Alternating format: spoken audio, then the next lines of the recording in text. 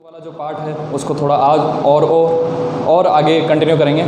तो आप देखें, कल हमने छोड़ा था करंट के ऊपर, उसके बाद में हमने देखा था कि करंट बनता किससे है या करंट का यूज़ कहाँ होता है, इन सब की मात्रता क्या है। आज हम लोग करंट को नापेंगे कैसे, उसके ऊपर पहले ध्यान देंगे। तो पहली चीज़ जो हमें पढ़नी है आज वो है अमीटर। अमीटर एक ऐसा यंत्र बोल दें या डिवाइस बोल दें जो विद्युत परिपथ में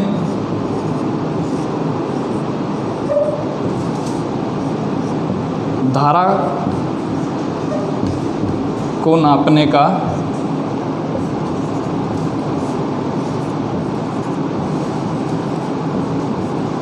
कार्य करता है।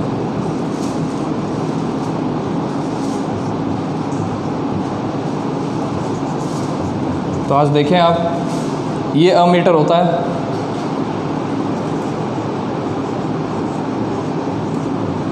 ये आज के हमारे लेक्चर का पहला ज़रूरी परिभाषा है। आप इसको वीडियो एक बार पॉज कर लें और लिखें कि एक ऐसा यंत्र जो विद्युत परिपथ में धारा को नापने का कार्य करता है। एक दूसरी बात जो कि बहुत ज़्यादा ज़रूरी है इसके लिए कि ये यंत्र या ये डिवाइस जो है वो हर बार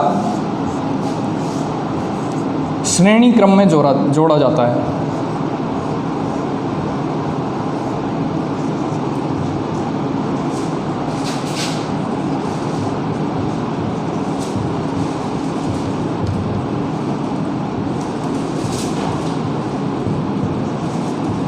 तो ये दो बहुत ही ज़रूरी बातें हैं, इनको भी आप ध्यान में रखें, इसको भी आप ध्यान में रखें। वीडियो पॉज करके एक बार लिख लें।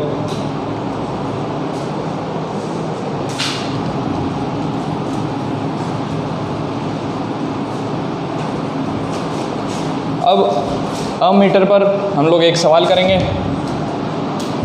एक बल्ब से 0.5 एम्पेयर की धारा 10 मिनट के लिए प्रवाहित की जाती है, परिपथ से कितना आवेश गुजरेगा। तो एक बार के लिए हम देखें कि एक बल्ब है हमारा, से ये हमारी बैटरी हो गई, प्लस माइनस मान लें।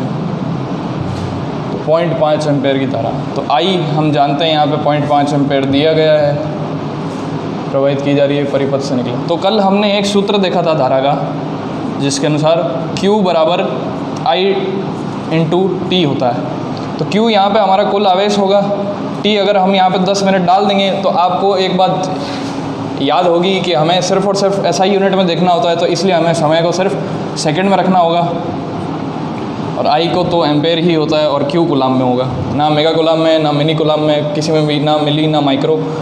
तो इस बात का ध्यान रखेंगे। तो अब देखें कि मुझे करंट का मान दे रखा है 0.5 एम्पेयर, और टाइम भी मुझे दिया गया है 10 मिनट। तो अब मुझे मिनट को सेकंड में कन्वर्ट करना है, तो मैं क्या करूँगा, इंटू 60 कर दूँगा, तो ये मेरा 600 सेकंड आ जाएगा। तो परिपथ से कुल आवेश जो गुजरा है तो वो मुझे निकालने के लिए मैं कर दूँगा Q इक्वल टू में 0.5 इंटू 600। ये पॉइंट हटाया, 10 आया, ये इससे कट गया, 5 6 30, 300 कूलाम। तो ये हम देख सकते हैं कि अगर किसी परिपथ से 10 मिनट के लिए 0.5 एम्पेयर की धारा गुजारी जाए तो कितना आवेश निकलेगा, 300 कूलाम का आवेश निकलेगा। ये देखें, ये न्यूमेरिकल आप ज़रूर सॉल्व करें, अच्छा न्यूमेरिकल है।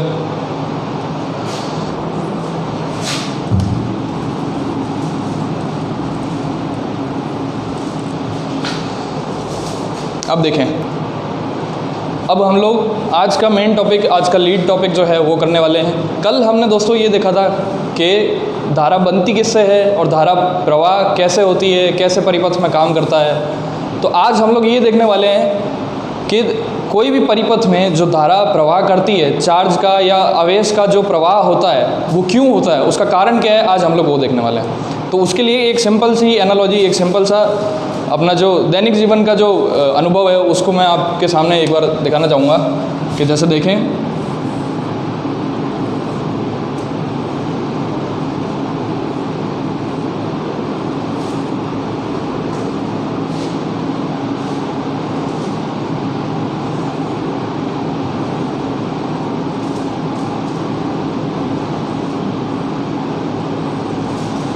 कि मेरे पास मान लीजिए ये 2 फ्लास्क हैं। शुरू में मैंने यहाँ पे एक कॉर्क लगा रखी है, एक स्टॉपर लगा रखा है कि यहाँ से कुछ भी यहाँ नहीं जा पाएगा। तो मैंने इसमें पूरी तरह से पानी भर दिया है, इसको पूरा भर दिया है,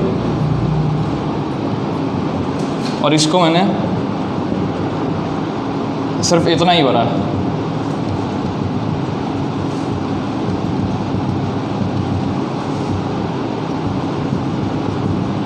तो कोई भी आदमी इसको देख करके बता पाएगा, आराम से बता पाएगा कि अगर मैं ये स्टॉप कॉर्क हटा दूं, ये कॉर्क अगर मैं यहाँ से हटा दूं,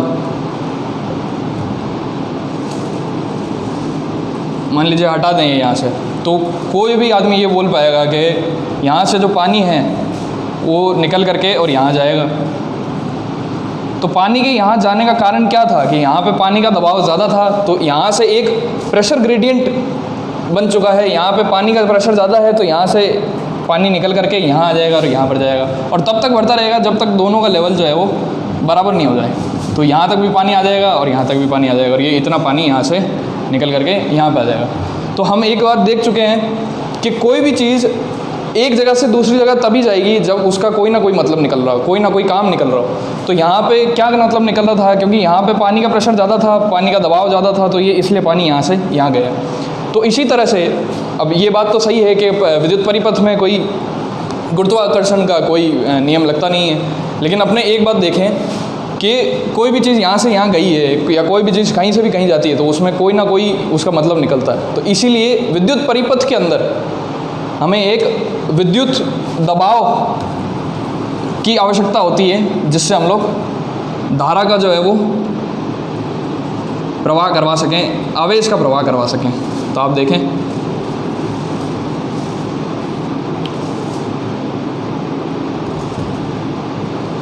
ये मेरी बैटरी है, ये मेरा स्विच हो गया।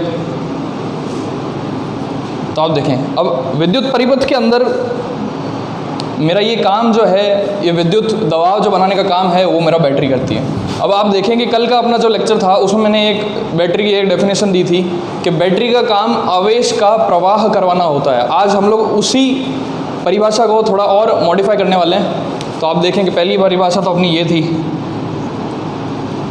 बैटरी का कार्य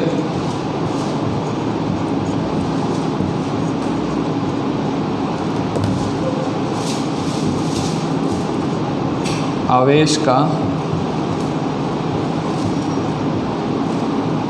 प्रवाह कराना होता है। कल हमने ये परिभाषा दी थी।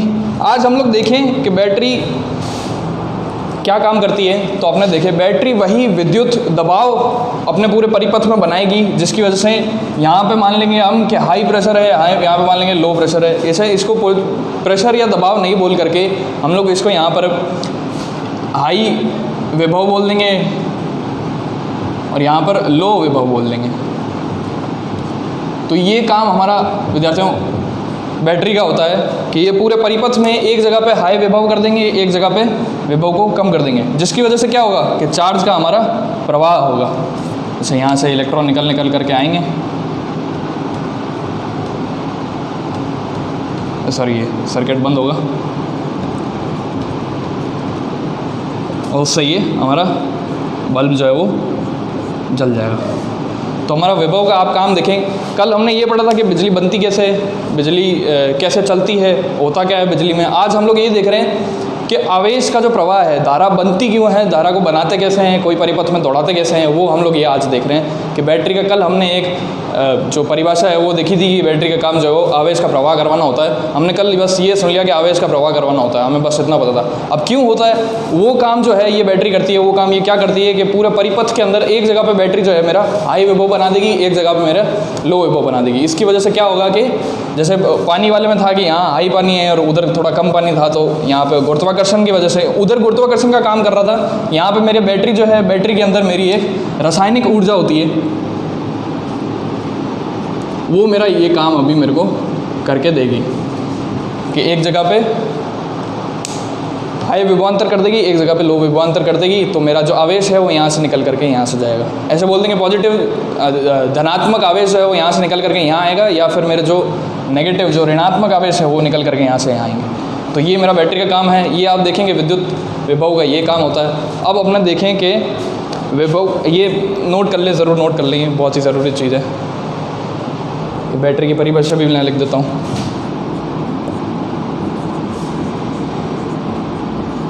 कोई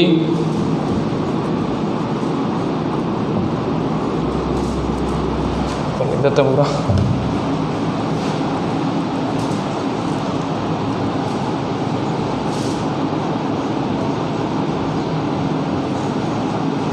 विद्युत परिपथ में आवेश का प्रवाह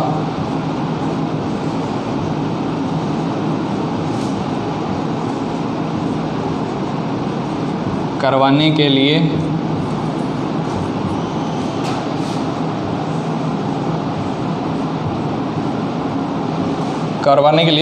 मैं एक यहाँ पे ब्रैकेट में एक चीज़ ये और लिख दूंगा। जैसे अभी टेक्निकल टर्म तो इसका विभवांतर है, हम यहाँ पे इसको दबाव से समझेंगे।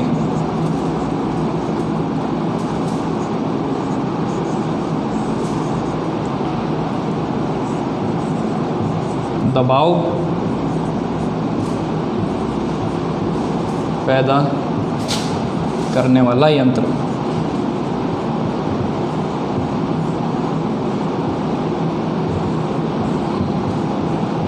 तो ये दोनों परिभाषाएं बहुत ही ज़रूरी है, बहुत ही इंपॉर्टेंट है। आप अगर हायर स्टडीज़ में जाएंगे, अगर साइंस को अगर अप्रोच करते हैं आप, तो ये आपको पता लगेगी। बहुत ही ज़्यादा अच्छी डेफिनेशन है, बहुत ही अच्छी परिभाषाएं हैं, तो इनको आप देखें, इनको लिखें।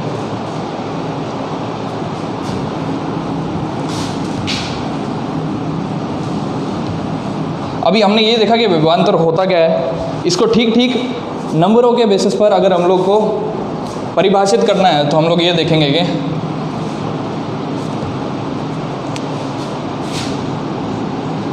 कोई भी एकांक आवेश को, जैसे एक बार के लिए मान लें कि मैंने इसको बी बिंदु दे दिया और इसको ए बिंदु बोल दिया, तो मैं अगर बोलूं कि मेरा कोई भी धाराग्राही जो विद्युत, धाराग्राही बोलना गलत हो जाएगा, कोई भी मेरा जो सर्किट है, कोई भी मेरा जो विद्युत परिपथ है, उसके अंदर कोई एक बिंदु से दूसरे बिंदु तक लाने में, कोई एक कूलाम्ब को लाने में जो किया गया कार्य होगा, वही मेरा विद्युत विभव कहलाएगा। तो इसको आप देखें, लिखता हूँ मैं,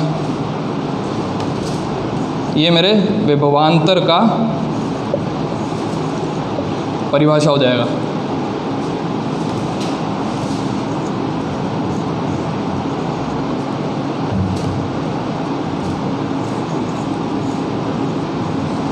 किसी विद्युत परिपथ में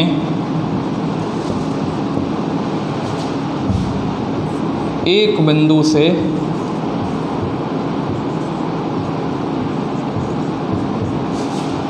दूसरे बिंदु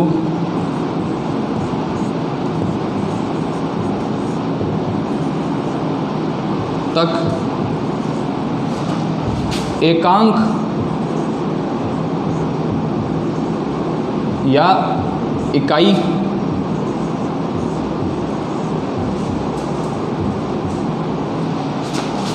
कूलाम्ब आवेश को लाने में किया गया कार्य, यहाँ लिख देते हैं हमने, आवेश को लाने में किया गया कार्य ही मेरा विभवांतर कहलाता है।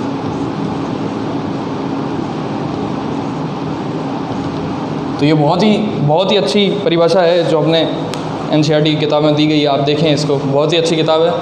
अब ये देखें कि ये वाली जो परिभाषा है ये इतनी ज़्यादा सही है कि और कुछ परिभाषा इसके लिए सही हो नहीं सकती। तो आप विभवांतर को इसको देखें आप कि कोई भी विद्युत परिपथ में मैं अगर एक बिंदु से दूसरे बिंदु तक एक एकांक कूलाम्ब आवेश को B से A तक अगर लाता हूँ तो उसमें जो मेरा किया गया कार्य होगा वही मेरा विभवांतर कहलाता है। तो अब अगर इसको लिखें तो हम लोग ऐसे लिखेंगे, विभवांतर को V से दर्शाया जाता है, V बराबर में W मेरा यहाँ पे वर्क को दर्शाएगा बटे में Q। तो अगर ये इसलिए दिखाया जा रहा है Q क्योंकि अगर आप मान लीजिए कोई एकांक कूलाम्ब चार्ज है तो V मेरा यहाँ पे W हो जाएगा, तो वही मेरा विभवांतर ये हो जाएगा। अगर कोई Q कूलाम्ब चार्ज है जिसको आप B से A तक ले करके आ रहे हैं तो इसलिए अपने इसको V = W/Q कर देंगे, क्योंकि अगर जैसे जैसे हमारे जो आवेश का मान है वो बढ़ता जाएगा तो मेरा जो कार्य का मान है वो भी बढ़ता जाएगा, मुझे और ज़्यादा जोर लगाना पड़ेगा। तो मेरे को विभवांतर का ही मान निकालना है, तो मैं जो भी कार्य मेरा किया गया है उसको मैं आवेश से भाग दे दूंगा तो मेरे पास ये विभवांतर का मान आ जाएगा। तो आप देखेंगे विभवांतर के मान जो है वो W/Q से लिखा जाता है।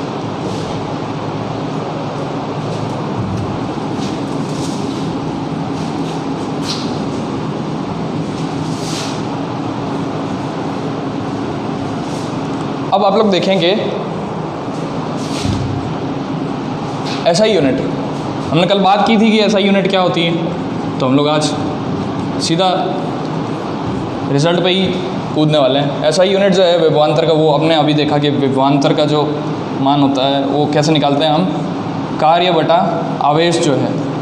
तो हमें पता है कि कार्य की जो यूनिट जो होती है, जो इकाई जो होती है वो होती है जूल, और Q जो है चार्ज जो है उसकी इकाई जो होती है हमारे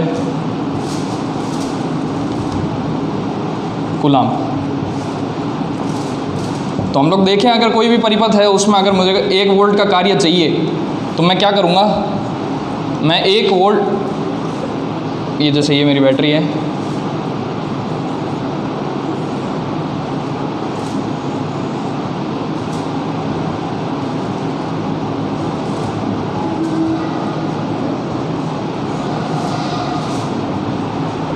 तो मैं कोई 2 बिंदु ऐसे चुनूंगा जिनमें मेरे को 1 कूलाम्ब चार्ज को B से A में लाने में 1 जूल का वर्क करना पड़े,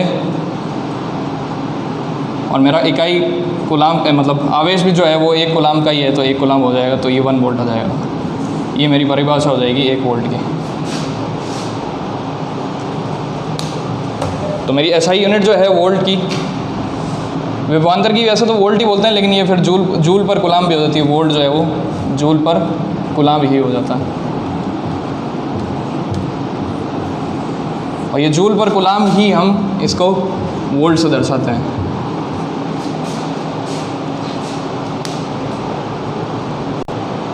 तो आज हमने देखा कि अमीटर क्या होता है, अमीटर से जुड़ा हुआ एक सवाल देख लिया, विद्युत विभव और विभवांतर देख चुके हैं हम, और इसकी विभवांतर की SI यूनिट देख चुके हैं। अब वोल्ट मीटर और उससे जुड़े जो सवाल है वो हम लोग कल करेंगे।